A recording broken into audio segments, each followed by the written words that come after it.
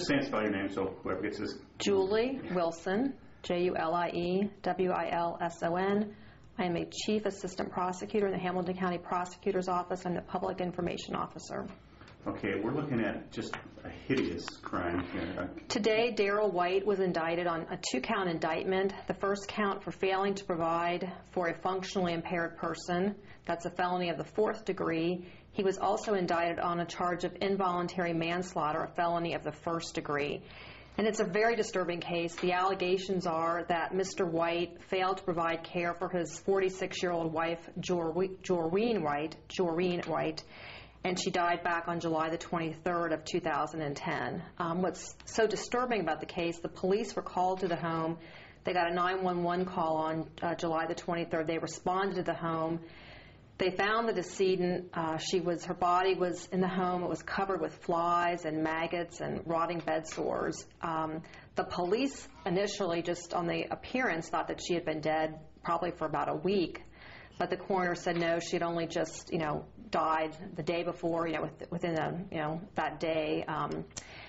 Her death was ruled the result of homicide as a result of medical neglect, and the cause of death was sepsis, which is an infection of your blood system.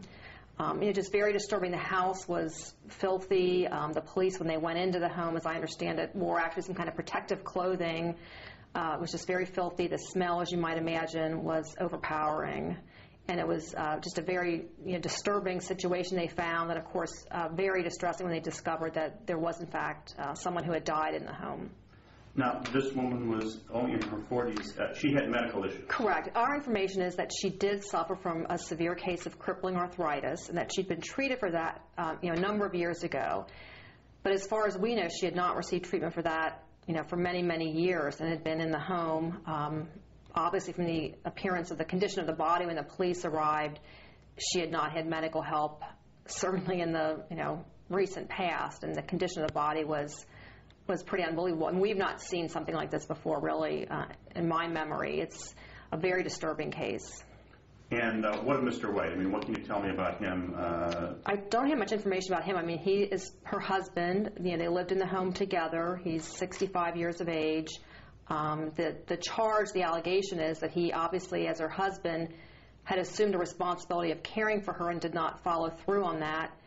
And unfortunately, we had this, very, very upsetting situation that resulted in this indictment today. And I'll just have you say it on tape, but you don't believe that there will be any further charges?